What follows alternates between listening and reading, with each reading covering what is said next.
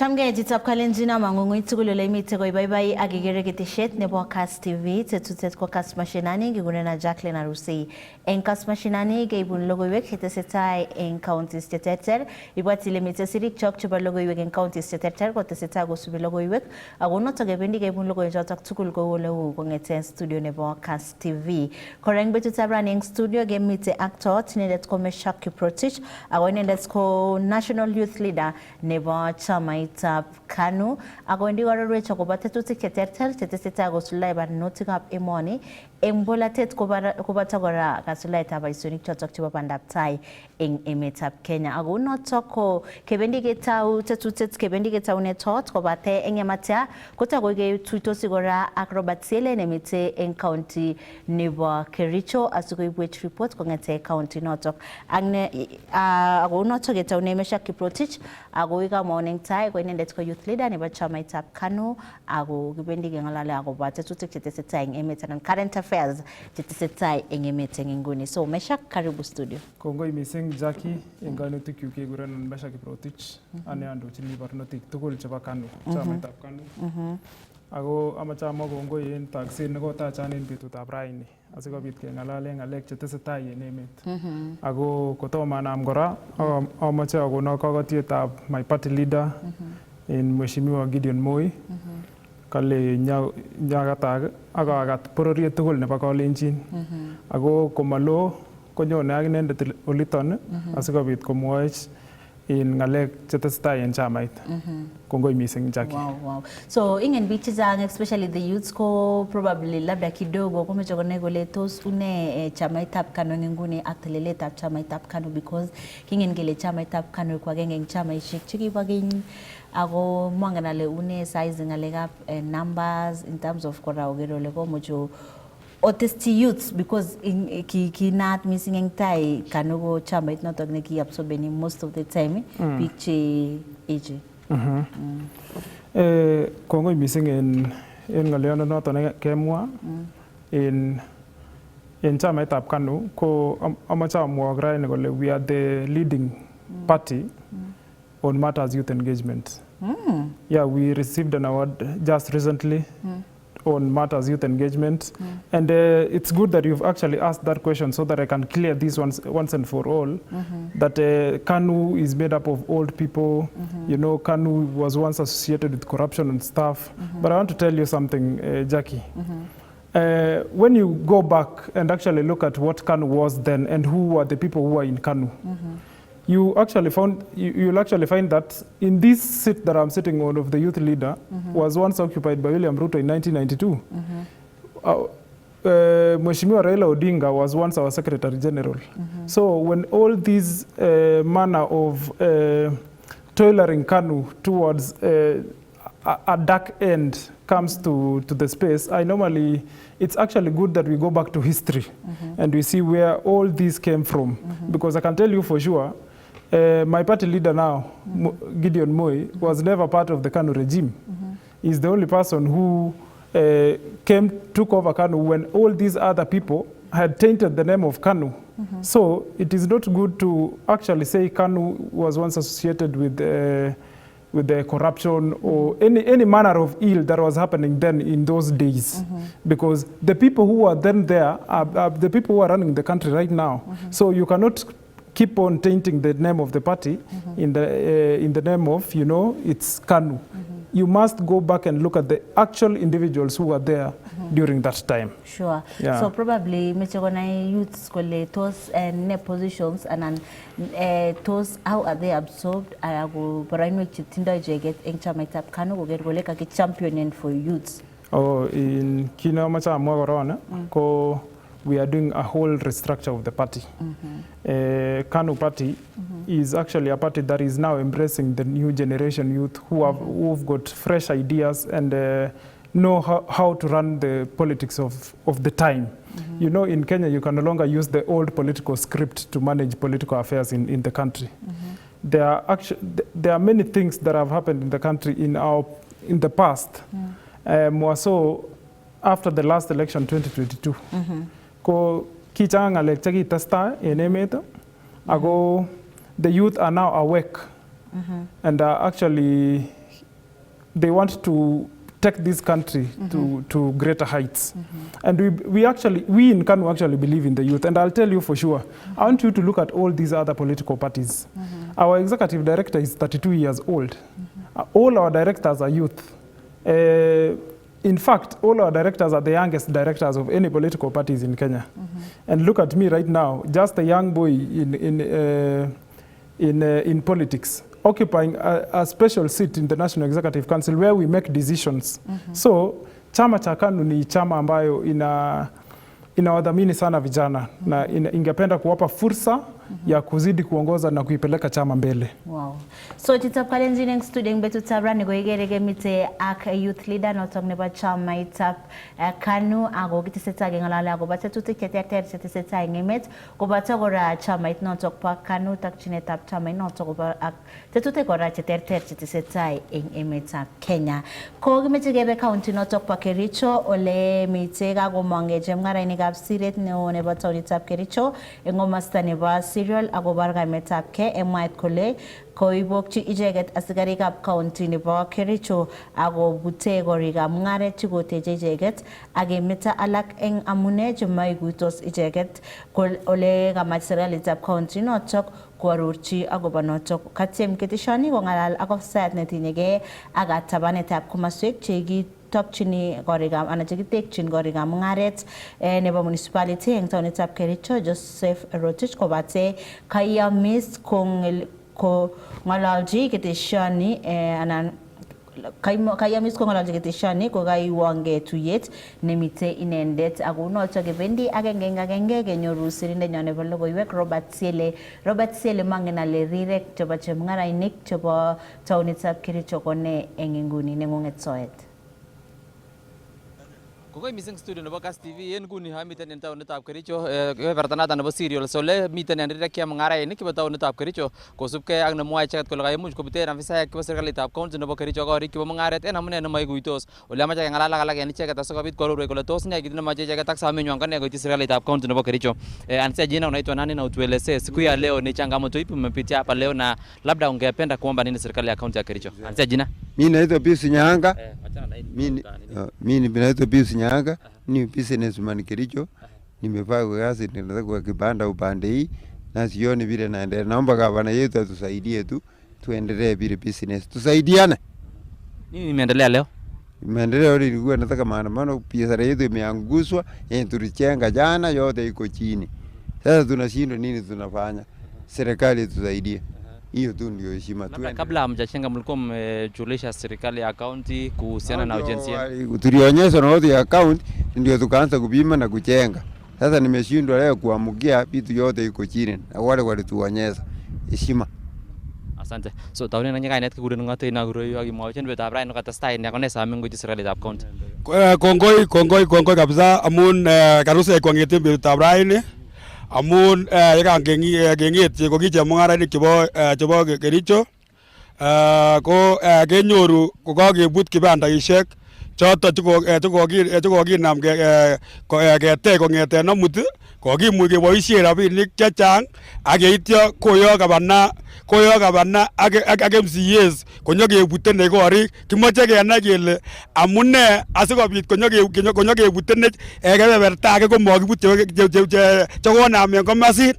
Katok kele tindo ubaguzi amun koboisien sheria ainon gavana ak town manager kokoito pilotisiek kotkolene chechoket komachamdaat aniche chun makibut komabut ngatutik kotukotech oret bichun kotech oret bichun ketech akechek oret. So kemoche raini kemwawech kele koboisien oret ainon amun makiyai kit nekikuren public participation amun mamiten kit nekokiyai makosa konyaketech oret. Makitech mbaretab chito kokitech oret kuyan kotekta bichun oret. So kimoche kemwawech ak kekonech aki nebo bichu biik 300 cheketinye reyu chekokotech koboisien rabinikwak ak lekebut subui. Koroche monyoru municipal manager nebo county nebo Kericho kakolecho ak nekone kakwautik chobangani oiben nguni. Kokimwa kuni kele raini amuti ko kokiteksei raini tom kobwa ofisayat nebo ng'alekab housing tom konyor yu iyoku kityo biik olyamonyo amune simonyo ground amune sikowaku biik nyokebuten biik korik. Hebu karibia hapa tuelezee unaitwa nani na labda changamoto ambayo mnapitia siku ya leo ni gani? Anege kurenan Cynthia, kitinye riregen Kericho. Cynthia Chelangat. Kitinye riregen Kericho ni agobo biikab biashara. Kitinye lagok chemoe koba sukul. So kibendi ano bikyok. Nango rirak cheechen ak keimagenyon nekimoche ngamun momi chi netoretech. Tamie biashara ne en town? Tamaldo ingwek. Ako mara koitiengei boisiet neu komasta? Kotiengei boisiet neu noton ngamun akwandab lakwet ako akame. Kongoi missing. So kimiten kora roho tuelezee unaitwa nani na labda changamoto ambayo mmepitia siku ya leo ni gani na wito wenu kwa serikali ya kaunti? Naitwa Ibrahim Kiplangat na leo tangu hiyo jana tulielekezwa sehemu za kujenga na viongozi wetu na tukaendelea kujenga hadi leo asubuhi. Tukifika tunapata leo imebomolewa na hatujajua sababu yenyewe ambayo ilifanya ibomolewe, kwa sababu tulikuta maaskari wa Kanjo wakibomoa na wakatuambia oda imetoka kwa ofisi. Shida ambayo iliyoko ni kwamba changamoto tuko naye saa hizi mpaka saa hizi ni kitendawili ambayo tujategua, ni kwamba zile ambazo zimebomolewa zote ni wa watu ya kabila ya area hii. Zile ziko nimeanza kule mwanzo ni watu kutoka nje hazijaguzwa. Sasa sisi tulikuwa katikati ya watu wenye wako huku, lakini zote zimebomolewa. Shida tu tulikuwa nayo, tunasema labda hao viongozi wetu watujitokeze watusaidie, kwa sababu sote sisi ni wahitaji, sote sisi ni wazazi, sote tunataka pia kupata ajira. Asante. So tauni nanya kainet kikuren ngasire ko raisita ko mang na ne same ngu ko serikalitab county betab rain.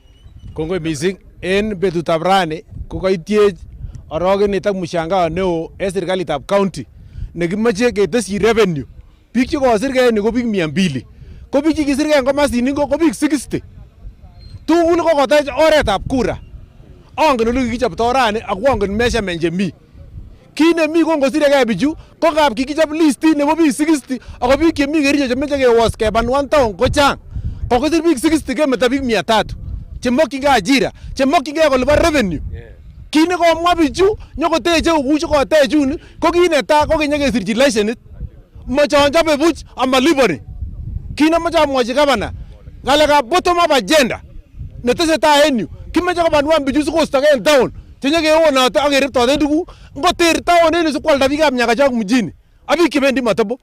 Raini chonyekebute kole amasichi plan ak kole ne kokechoronchi bichu keboisien rabinikyok plotisiek 300 che 10 by 15 ako raini kebuti kialda ketit agenge ko siling ata. Angot ko biik chekokoe makosa kokon threatening messages kothreaten biik alak kenome bichoto. Biik chekachor ketikab municipal kigen biik chikokenam ak kenam karini kobunu kapsoit. Netai korok komwoe constitution kole community chebo yu ko 80% kikoen kinywa. Nikisema kwa Kiswahili hii plot zote. So chuton ko alak en mekab county nebo Kericho kong'ololjin ketisiani en oret ne inegen ole amache kora siketiam keker kole imuch kenyor kebeberta noton nebo serikalitab county nebo Kericho anan ko afisayat noton nebo municipality en county nebo Kericho sikwarorwech kotinygei ak kerenyin ak kit nemakat keita chemung'arainik choton chebo county nebo Kericho ak en taunetab Kericho asikoyai boisionikwak komakaimuut agetugul. So ng'eten county nebo Kericho tetutiet noton nebo Kass Mashinani, kainenyun ko Robert Sile, tesai iker Kass TV amun kimnatet naet. Sultan English. Chitab Kalenjin tesetai tetutietab Kass Mashinani kongoi missing Robert Siele eng report noto kobun county nebo Kericho ako ikamwaunen tai kemite actor noto ko Mesha Kiprotich. Inendet ko youth leader nebo chamaitab KANU ak ngalale akobo current affairs anan tuguk chetesetai eng emet nguni koboto kora chamait noto pa KANU tos ne barainwek anan ne tetutik chekikotobonji barnotik eng chamait noto ko ikamwaun kemite ak Mesha Kiprotich ako kitesetai Mesha ko kingen kele saizi eng betutab amut ko koimuch kotesetai ngele kongete taunetab kei nebo wikit okomite walchinetab kei nebo ngalek eng kwenutab MPs kotinygei ak ruling noto kikakon kapkirwok nebo High Court komwa kole chamait noto po ODM ko chamait noto netindoi chamaitab Azimio kotindoi chechang eng It's the majority in parliament. And of course, kotestai MPs kogon gerenwa agogon ngalalet ago impetu taba mut kogon ruling speaker not talking about National Assembly komagole the majority party enginguni kuchama itnotok pa Kenya Kwanza anakatita Kenya ba Kenya Kwanza as a youth leader ne bachama itap kanu agangana lenye mitengalega siasa kwa sana tosne gere ngungo tinge ak tetuti chutako tesetai ko in en ngale chebo Azimio agin the majority in parliament ko mi ngatutik chekisubi kotom ke declaren kele majority anu mana kwanu unata ago amachale yesterday's ruling, yesterday's verdict was a clear breach of our constitution. Any government that defies court rulings it becomes a threat to our democracy and to our justice institutions. In there was actual reasons why the courts declared, gave a verdict saying Azimio are the majority in the parliament. And they gave reasons why they said so. Number one, there was no post-election agreement of the 5 parties, political parties, having 14 members of parliament who are said to have joined Kenya Kwanza. You know, if there are no actual documents by the clerk of the assembly, then that means that there is no evidence. So yesterday's ruling was a clear breach of our constitution, and it's a very wrong thing to do, more so in a country that we really believe in the rule of law. And Speaker Wetangula has only 2 choices now to make. It's either he resigns or then he is impeached, because he has to choose between being the party leader of Ford Kenya and being the speaker of the assembly. I mean, you cannot just wake up from anywhere and defy court rulings. There are only 2 ways to determine what happens after a court ruling. It's either the government files an appeal, or then they go as per the law. So what was heard, you know, and even on the Daily Nation of today, we are told Speaker Wetangula was actually advised by the legal team of National Assembly to declare Azimio as the majority party. But then, out of ignorance, and I want to say that the biggest problem we have in Kenya is leadership. A leadership that wants to chest thump when handling issues, because I can tell you for sure, if Wetangula could be a good referee, you know, he'd have declared Azimio the majority party, and there was everything was stated, and then out of his defense, he's telling us that he told Gladys Boshole, who is his deputy, to write a letter to the ORPP asking for the documentations of whatever happened between those political parties. And it is clear ya kwamba hiyo maneno hakuna. But so, again, what are the implications? Because if declaring now Azimio as the majority leader, that means lazima getanyega elections to all the chair of all committees. Again, lazima ke everything that is going on right now in parliament. And then again, most of the MPs kuma size the Azimio committee in government because of the broad-based government. So ruling and NKI changes for that matter is not a priority and probably is not going to make any sense for now. No. How does it make no sense? And it's actually a court verdict. You know, we must also respect the rule of law. If the court says that this is the way to go, engalega uongozi ko chang tugun chetesetai. Chema taking all in. It is until we call out the wrong in the government that actually this country will be going to the right place.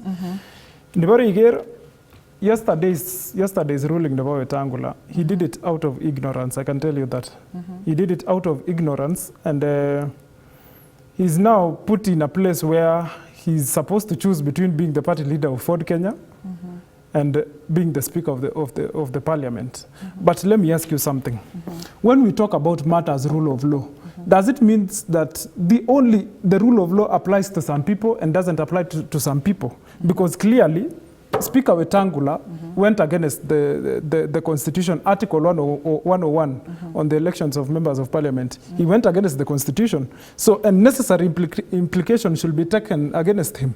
So but now let's assume Kagirule Ngele Azimio is the majority leading party. Because Chamge vote any chairman, do you really think that they're going to get those numbers? Because at the end of the day, Parliament korago numbers. Parliament ko numbers umo eshai.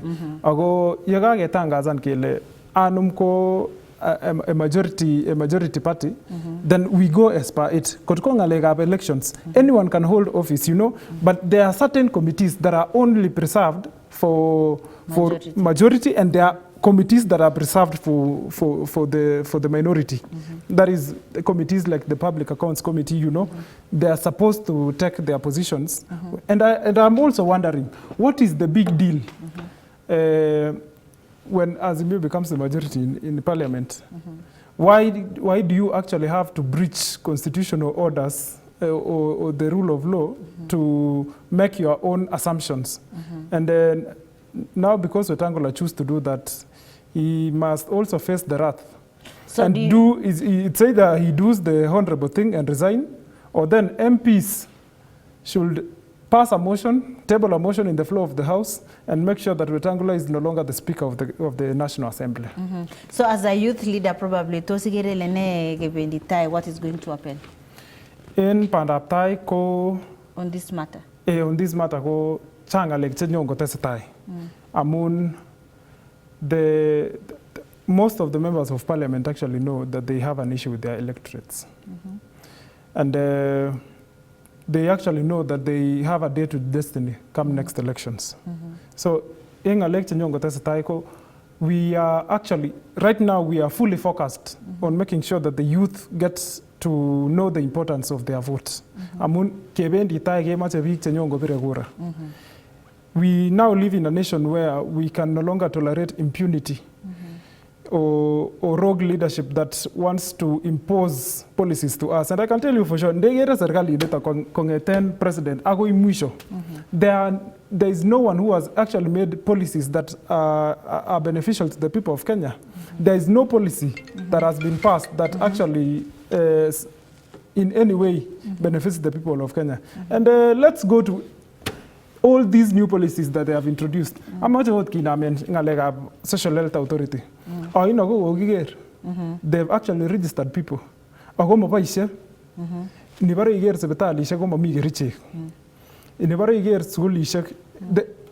The entire health sector and the education sector are not working. We have a new funding model for universities that is not working. That they even used that new funding model for the issuance of help this year. And we've seen the implications of it. We've seen what social health authority is doing to our people. How many lives have we lost in the hospitals because of a system that is not working? A system that is imposed to the people. A system that is actually done without necessary public participation. And actually, yesterday in the headlines, you saw we actually have 19 million people registered in the social health, but only 3.3 million are contributing for it. And now they are now asking Kenyans to contribute for SHA. And I want to ask you something. If we had an issue with NHIF had a dent of almost 4 billion. Why introduce an health insurance that accommodates a whooping price of almost 104 billion?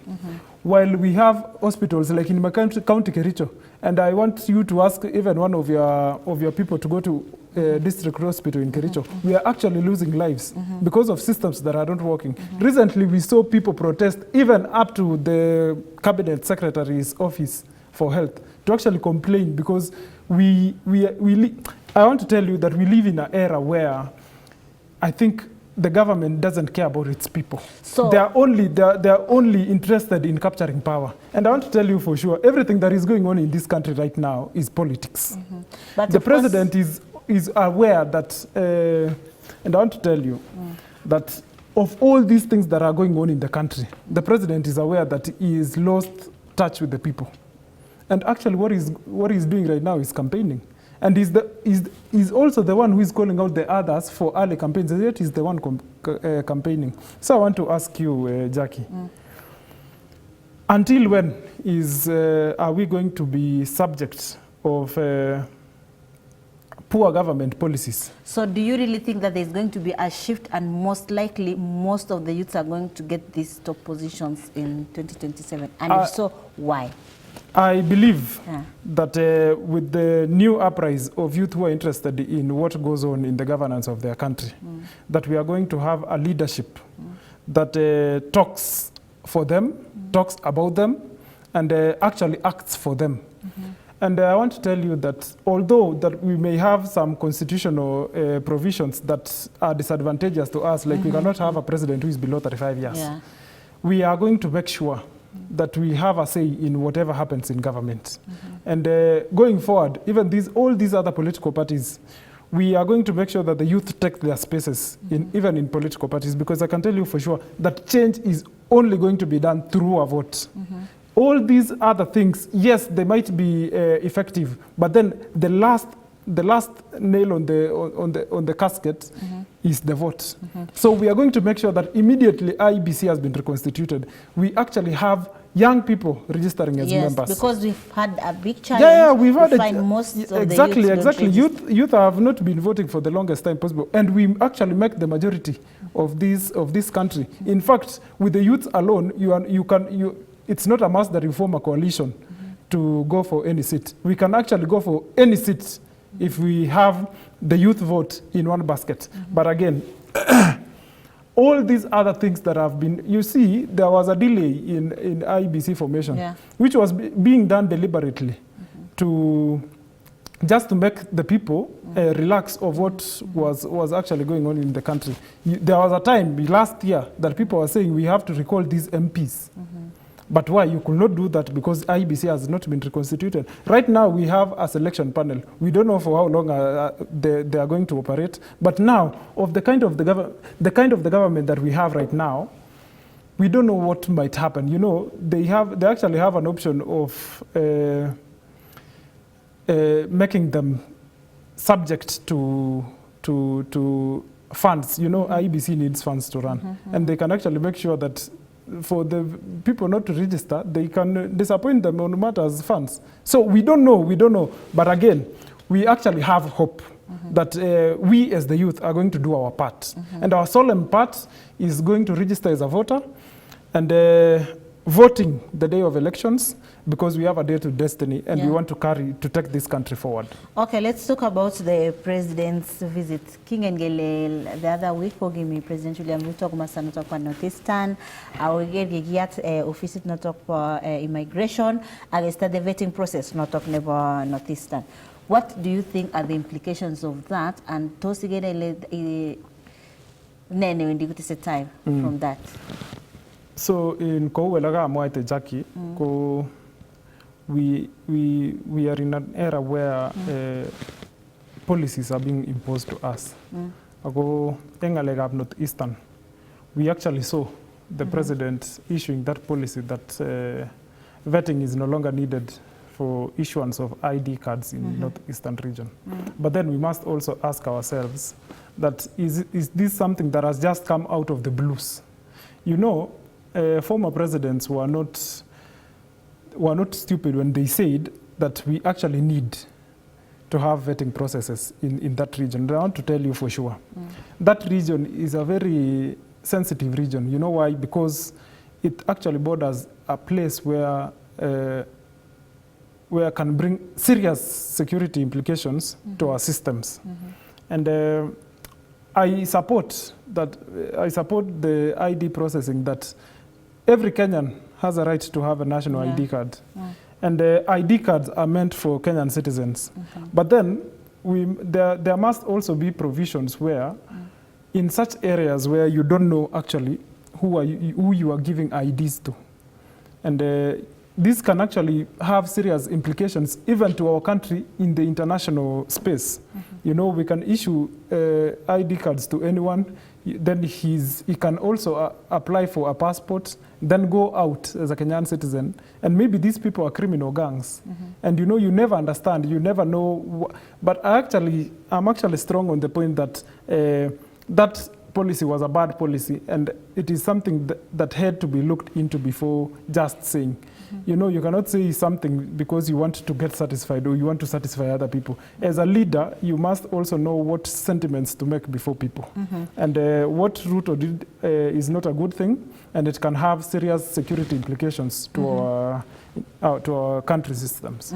Okay, let's talk about ngele saizi kote tai shamra cheba gele somji last minute Klene chenge gura ishek kanduk chota kibelzin kenge cheret nebo AU ako elections ke eng wiki nito kakisunet ab ke nebo wiki nito ke kage ger ka kotesta ko itita Addis Ababa delegations terter chigojin support different candidates ako of course Kenya getindai candidates not ako former Prime Minister Raila Odinga. As a youth, and also of course most of the politicians who campaign in Chile ko magole unge kisame golia kunyor kelewen Raila Odinga ko ik never generating AU. Of course kingengele there are some benefits that probably Kenya will get from that, and as a youth leader and in politics tosne ne mo gotinge act the process not talk to setai ak mageta kelewen Raila ko ik AU chair in kwa kandoindet ab barnotik en chamaitab KANU amache ale it will not be good of me to say I don't actually wish well for Raila Odinga to win the AUC seat. I actually wish him all the best. And just like he said, akipata ni sawa, na akikosa pia ni sawa. But we must also look at a place where we are right now as a country and what are actually happening within our country. Yesterday when Raila was going to Addis Ababa, he was accompanied by around 100 politicians. And I want to tell you that we as a country right now, we are in a place where we are in economic crisis. We are not that stable economically.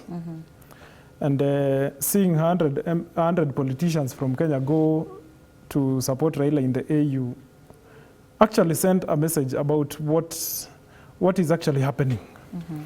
And I was going through the headlines today morning, and I saw that actually the price for one politician to sleep in Addis Ababa is 25,000. So sleeping for 3 days is almost 75,000. Now for 100 politicians is 7.5 million. You have not added the money used for transport and all these other logistics. So I was asking myself, why are we doing this as a country? And yet it is just the other day that we were saying we must live according to our means. So is living according to our means relative? Does it apply to some people and does not apply to some people? You know, I actually wish Baba progress as he goes for that seat. But it's also a competition that we don't know. But as a patriot, we must support our own because he bears the Kenyan flag. And also, we must be very strategic when handling matters, international issues. Because I can tell you for sure that Kenya right now, we have a bad international picture. We have a tainted international picture. It is because of the things we are doing locally and get to be seen by international pictures. And among the things that have affected our country recently is when Trump took over power, he issued an executive order banning the US aid funds in Kenya. And you could actually see the implications that brings to our country. So it's now about time we have a discussion as Africans about how we want to run our affairs as Africans. You know, we cannot be subject to the West policies. Now, we wish Baba all the well and all the best, and he has an assignment to, if in case he wins, he has an assignment that he should actually tell us, he should actually make us feel the impact of having the AUC seat as a country. And we must also not neglect the fact that Raila's candidature has an impact in our Kenyan politics. You know, we don't know. It's something that, of course, in a game, we have a winner and a loser. Yeah. If Raila wins, there'll be implications. If he doesn't, there'll be. So what do you think, let's start with if it doesn't? If he doesn't win, we don't know what he thinks. Maybe he cannot retire from Kenyan politics. You never know, Baba. What if he thinks of running for presidency? We don't know. And again, this is something that we don't know. So it will be too early to predict what will happen, but let's just wish him all the best. And then the rest will happen after the seat is already captured. Okay, as we are about to wind up, what do you think about the KANU party, and how are you guys positioned to ensure that, because we've seen so many parties, some other parties have merged to a coalition. What is your direction in terms of ensuring that you prepare yourself towards 2027? Okay. Yeah. As a political party, I want to say the actual reason why political parties exist is to capture state power. And that also KANU is in line on matters capturing state power. And we are in the process of chanting our own path, our own political path. Because I can tell you for sure, we have seen governments come and go. We have seen political parties come and go. And we've learned from the mistakes, and we are now wise.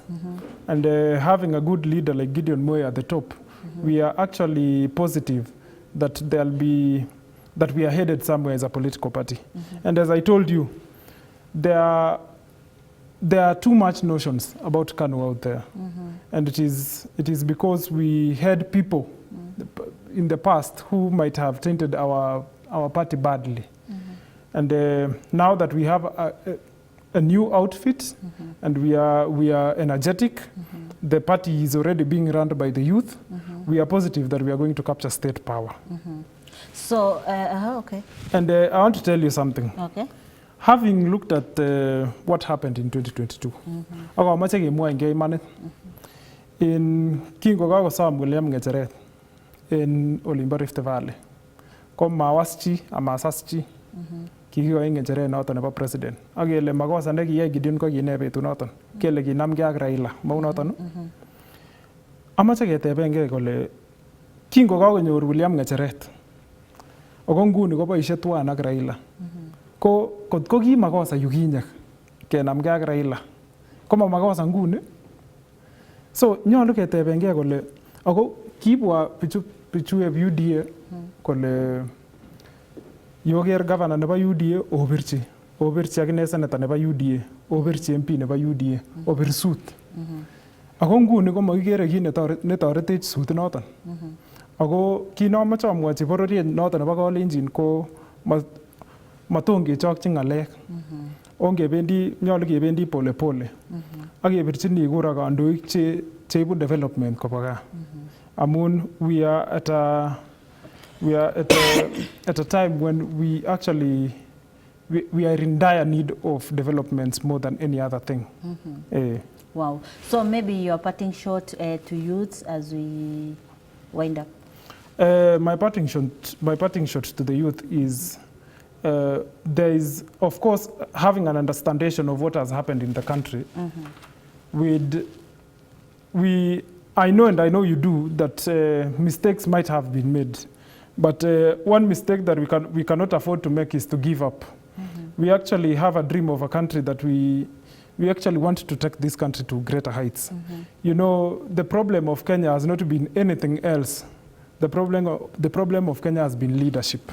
So it is until we crack the code of leadership that now we can have a country that we are all dreaming of. So I want to tell the youth that we must take part in whatever happens in the governance of our country.